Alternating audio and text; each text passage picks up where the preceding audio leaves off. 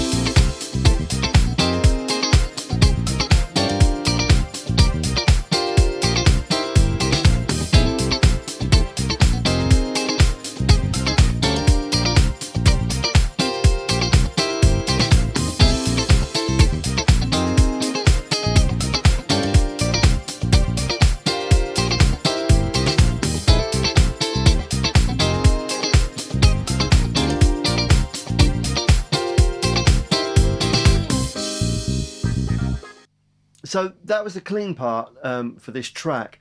The very first thing I do when I get a track through is I listen through and work out what the chord changes are, what the sections are. In this particular track there are only two sections. So the first section that I played on there, I'm kind of hearing that as the chorus part. I've made it a little bit busier, and then the second part was the verse, probably the verse part. There's no vocals on this track, so I don't know what he's got in mind for those sections yet. But the chords go like this. So it's a C6, F minor 7, G minor 7, and then C7 sus4 to C7. So that's for the chorus part. Now what I immediately do, because the track is quite busy, it's quite thick with the keyboard pad, and there's like a stringy type thing going on, I immediately try and make my guitar chords smaller.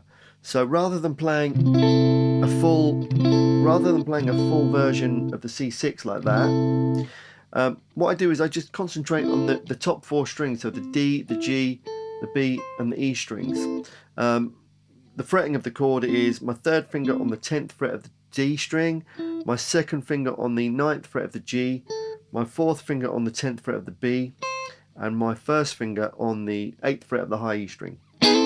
So by keeping to that register, I'm getting voicings that really cut through a thick keyboard pad or a Rhodes part or something like that.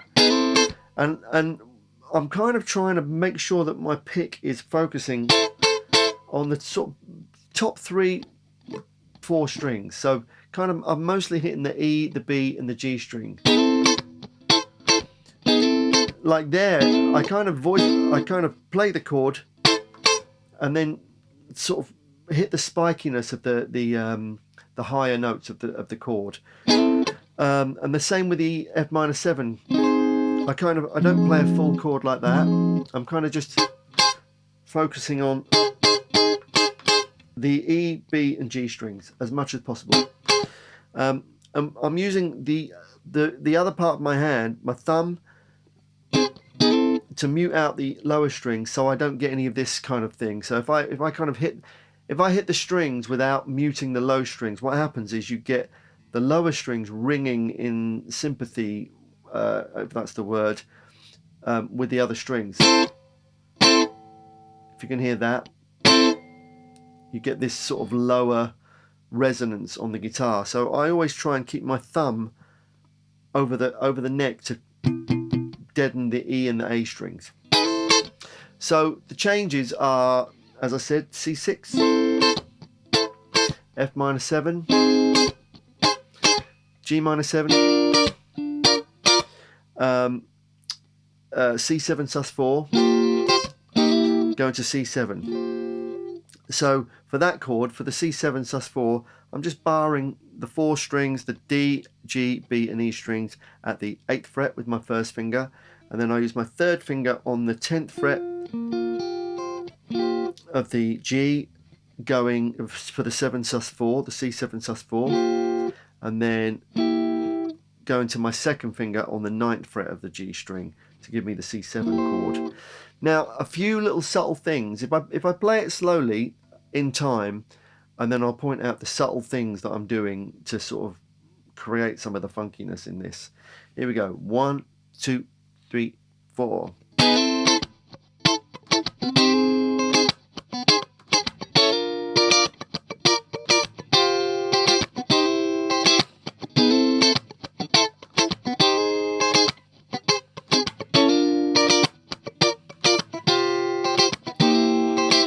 Now, the first chord you might have noticed I'm sliding into. What I do is I fret the chord a fret lower, a semitone lower, and I strike the chord and slide up to the, so I'm starting with my first finger on the 7th fret of the E string with the chord below it, and I just slide it up to the 8th fret, my first finger to the 8th fret, all of my fingers upper fret basically. So I'm sliding into the chord. So here we go again. 1, 2, 3, 4. Okay, so that's that. For the F minor 7 chord, I'm kind of doing a similar thing, but rather than sliding, I'm playing the chord and I'm hammering on my second finger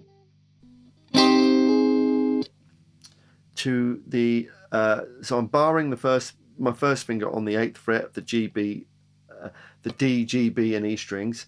I've got my third finger on the 10th fret of the D, and I hammer on my second finger to the 9th fret of the B string, and that gives me my F minor 7 chord. So those first two chords go like this: 1, 2, 3, 4.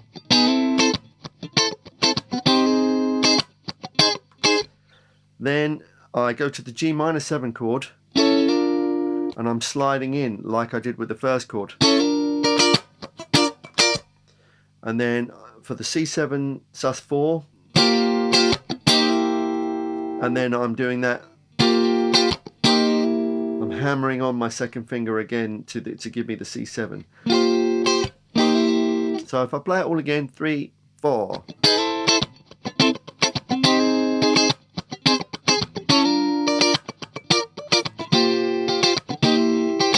Now, another thing I'd like to talk about is how I come up with that rhythmic phrasing. And really, all I do is I play the track and work out what the chords are, and then I play along. I just play along to the track and find a rhythmic pattern that I think sounds good with the groove that's going on there.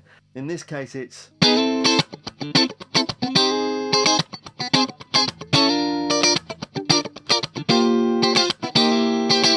It's actually a very repetitive phrase. 3, 4. But ba ba ba ba ba ba ba ba ba. It's that kind of phrase that just repeats. So I'm achieving that. I have talked about this before, but my right hand is just doing that all the time. Now, what tends to happen when I come up with a pattern, my right hand starts to play that pattern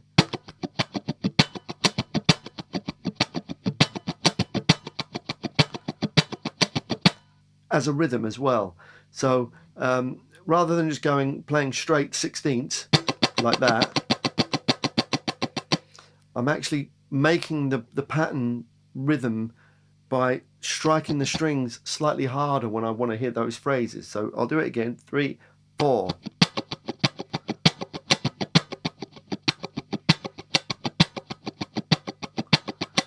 If you can hear that. So that's the main chorus part. The verse part had a little bit more space in it.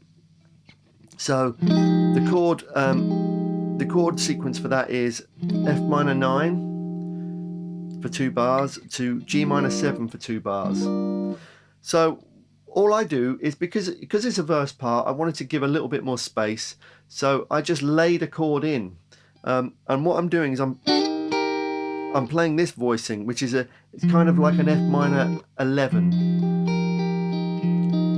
I'm literally playing these 3 notes. So my first finger is on the 6th fret of the E string, my 4th finger is on the 8th fret of the B, and my 3rd finger is on the 8th fret of the G. And I slide into that chord as well, so it goes like this: 1, 2, 3, 4.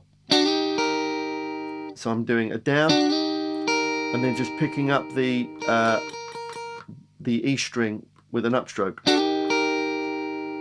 1, 2, 3, 4, 1, and then to the G minor 7, which I'm just voicing the very top part of the chord, which is my first finger barring the 10th fret of the G, B and E, and my second finger on the 11th fret of the B string. 3, 4, 1.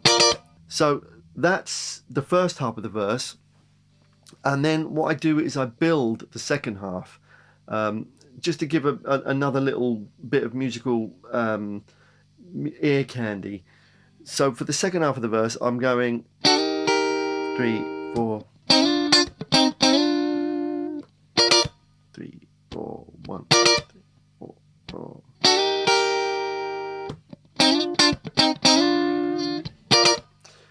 So for the second half of the verse, I build it with another little musical figure.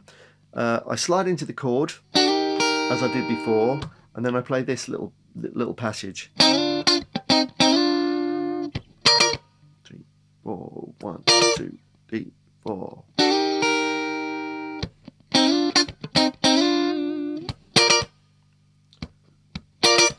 Okay, so what that is I slide into that first chord as I did before, and then I'm playing a double stop, which is where you're playing 2 notes together, and I'm sliding. I've got my first finger on the 4th fret of the B, my second finger on the 5th fret of the G, and I pick both of the notes and I slide them up a tone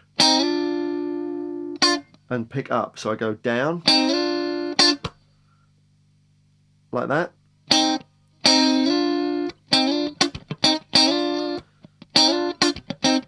so I slide up to the 6th fret, pick up, go back down to the 4th fret and the 5th fret with my first and second finger, play it again, and then hit it again, strike it again, and then slide back up a tone again. So it goes like this: 3, 4.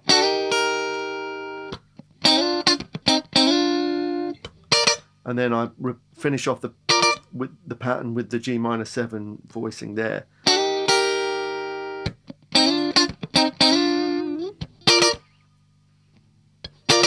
So that's the chordal part done. Now I'm going to move over, I'm going to change guitars, and I'm going to move over to doing the picking part.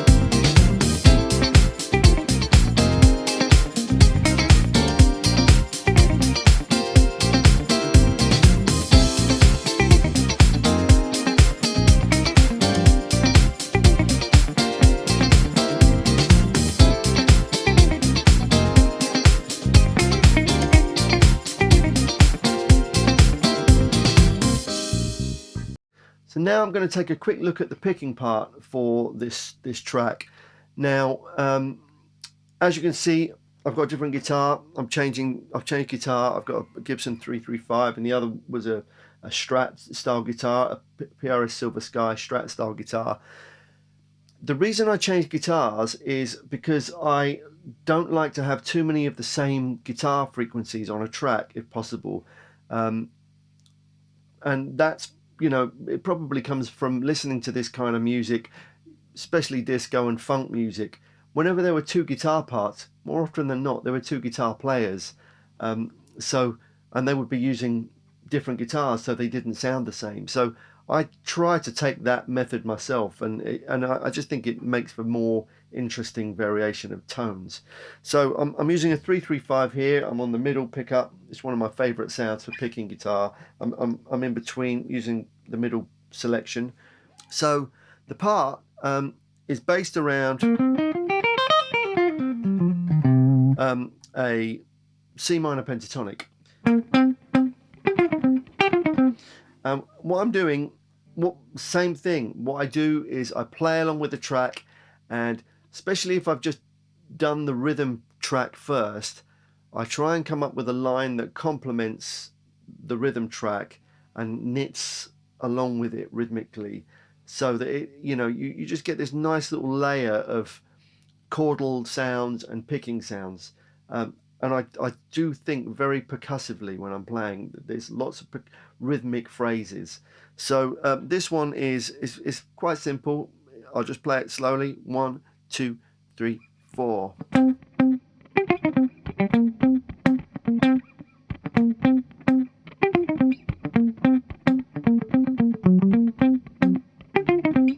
So I'll just explain the left hand of this pattern. I start with my first finger on the 8th fret of the D string, and then I go to the 10th fret with my 3rd finger on the D string, 2 notes on that, and then my 4th finger goes out to the 12th fret of the G, then my 2nd finger goes to the 10th fret of the G, and then my 1st finger goes to the 8th fret of the G, and then back to the 10th fret of the D. And then back, going from the 8th to the 10th, just playing this little phrase, 3, 4.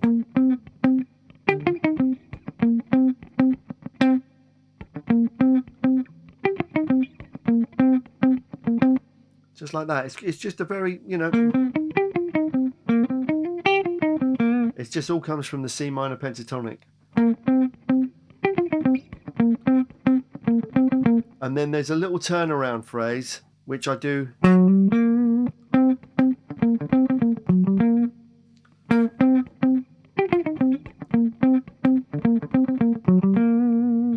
Just that, it's very simple, and it's just repetitive.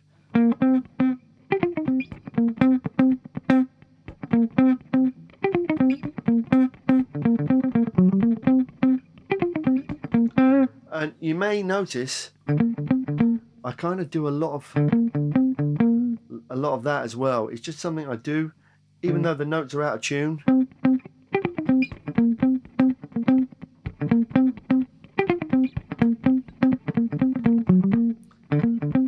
You can barely hear them, so I'm kind of just bouncing off the open strings, and that's just something that I do naturally. I don't think about it, but it just adds a little bit of the funkiness. It makes the part tick along, and then the verse pattern.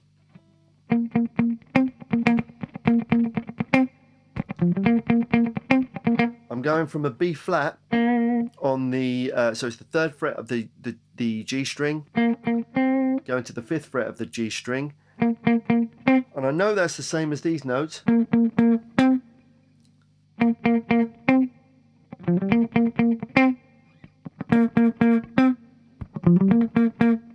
But to me, they sound very different, especially with the chordal, what's going on the track with the chords.